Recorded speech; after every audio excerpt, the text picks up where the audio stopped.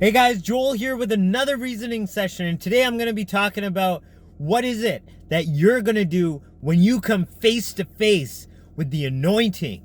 Come now and let us reason together. Come now, we can talk it over. Now, our story today is going to cover the transference of power that Elihu gave to his apprentice Elisha.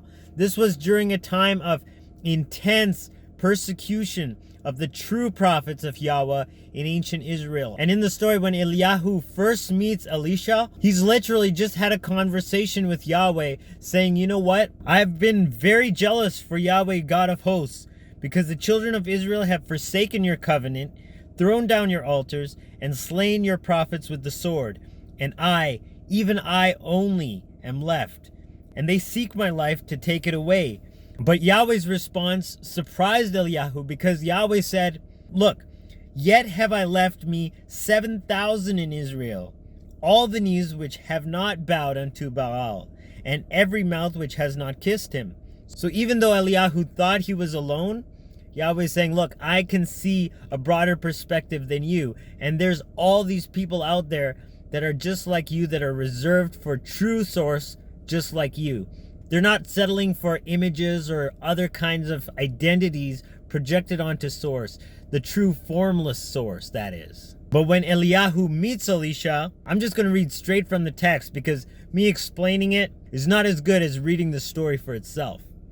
So he, that is Elihu, departed thence, and found Elisha, the son of Shaphat, who was plowing with 12 yoke of oxen before him, and he with the 12th. And Elihu passed by him and cast his mantle on him. Now the mantle is a symbol of apprenticeship. And he, Elisha, left the oxen and ran after Elihu, and said, let me, I pray you, kiss my father and my mother, and then I will follow you. And he said unto him, go back again, for what have I done to you? So Elihu passes by, says, here's my cloak. And Elisha says, you know what? I got to do this. I got to finish my job. I got to say bye to my parents. Then let me follow you. And Elihu's like, what difference does it make? What did I ever do for you? But Elisha got the point. And what did he do? He returned back from him and took a yoke of oxen and slew them and boiled their flesh with the instruments of the oxen and gave unto the people, and they ate. Then he arose and went after Elihu and ministered unto him. So this is what Elisha did when he came face to face with that power, with that energy, the anointing that Elihu had on him. So when you see this power, you got to acknowledge it. You got to take it for what it is, and you got to make a decision. Am I going to work with it? Am I going to sacrifice what I thought I needed? Because when you come face to face with Source, there comes a time when, you're going to have to quit your day job to really get in tune with what Source has waiting for you. Source isn't going to just throw it in your lap while you're occupied with the physical egoic paradigms. Source is waiting for you to truly say, yes, I'm trusting in this higher power. I'm trusting in this energy, and whatever you have for me, I'm going to take it to whatever heights you are taking me to. My ego can't even fathom, so I'm going to let you make those decisions for me. And that's the character that Elisha had. You can see it in what he did when he finally received this power. And I'm actually going to talk about that story. I'm just going to read it straight from the text.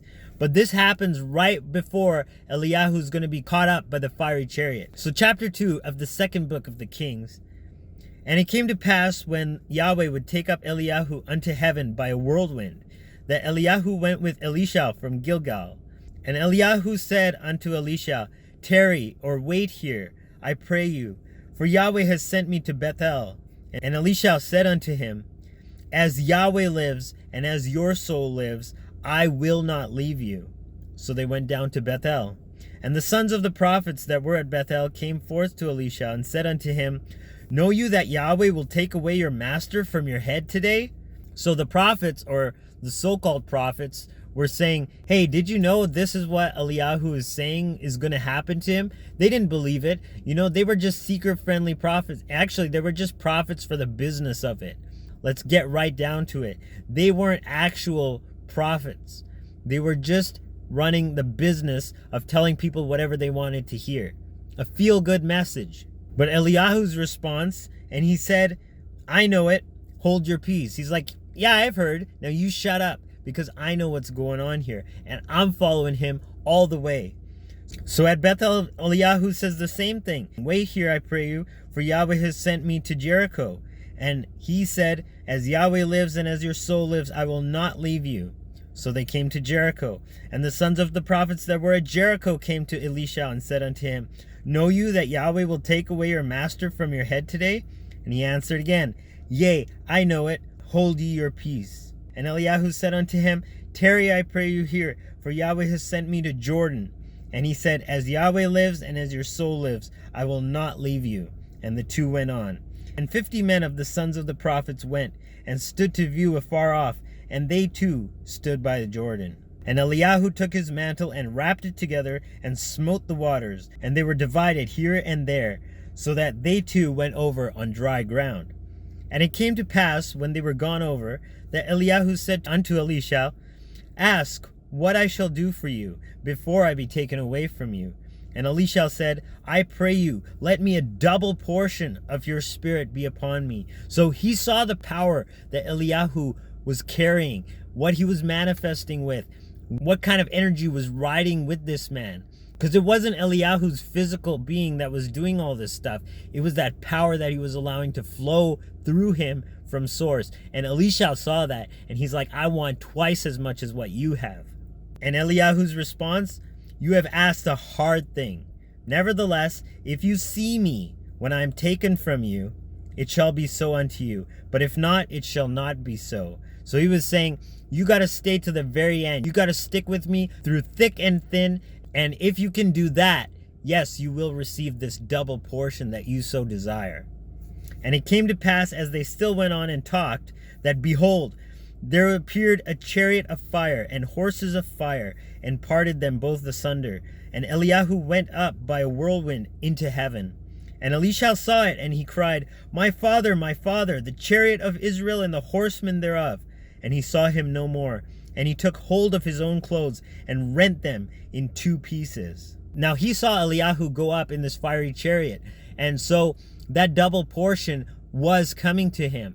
But there's 3 things that you can do when you come face to face with the anointing, when you come face to face with this power. The first thing that he could have done was, he saw the mantle drop.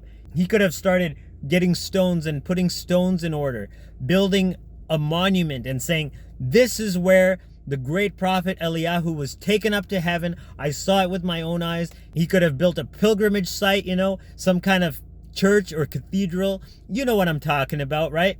That is the first choice. But look what he did. He took up also the mantle of Eliyahu that fell from him, and went back and stood by the bank of Jordan. So he picked up that mantle. But the second thing that he could have done was, he could have started cutting it up into tiny pieces and start to go around to those other sons of the prophets and saying, hey, guys, here's a true piece of Eliyahu's mantle. It has that same power. It has that same energy. And he could have sold it and started making money on that. That's the second thing that he could have done. But really, it's the third thing that we all can do when we come face to face with this power that really shows where our character is and how much we are willing to step out and grow in that energy with divine source actually propelling us forward. And he took the mantle of Eliyahu that fell from him and smote the waters and said, where is Yahweh, God of Eliyahu? And when he also had smitten the waters, they parted here and there, and Elisha went over. And when the sons of the prophets which were to view at Jericho saw him, they said, the spirit of Eliyahu does rest on Elisha. And they came to meet him and bowed themselves to the ground before him. So you see that when you really take the time and the dedication, that's what it ultimately boils down to, is your own character and where that is in the spectrum. When you really demonstrate where you are as that person, that's when other people who, they're phonies, or at least prophets just by namesake, they recognize and they come and they actually pay you homage. That's what these guys did. They bowed down before him and they said, yes, we made fun of Eliyahu when he was here. We mocked you and said, you're crazy for following him. But guess what? the power that you have is real, and we acknowledge it now. And that's where the true power lies. When your character is so developed that no matter what happens, you stick with this energy through thick and thin, and you allow it to propel you forward no matter where you go, right? He went through Gilgal, he went through Bethel, he went to Jericho, finally the Jordan, and all these places he kept saying, don't come with me, stay here. And Elisha's character was what kept him going to the very end. And if you actually read the text, you see that Elisha did twice as much more than what Elihu did. And Elihu's like a great prophet in the tradition. So make sure that your heart is in the right space. Make sure that you're not willing to capitalize or monopolize these things, just like these religious institutions have done for centuries now. And we're paying the price now, but we're taking it back. We're reclaiming our sovereignty, and we're stepping in to actually working with Source, because we know that this power has a real blueprint for bringing not only ourselves forward, but all of us together into a new era, into a new world where we actually function as who we're created to be, rather than being manipulated and controlled by, just a couple guys at the top of the pyramid. So stay optimistic, because really, Source is beaming down to all of us, and we only have to accept it, and we can really start to see new heights as time progresses in this new era. I love you guys. I'll see you in the next reasoning sesh. Joel signing out once again. Agape, Salaam, Namaste, Shalom.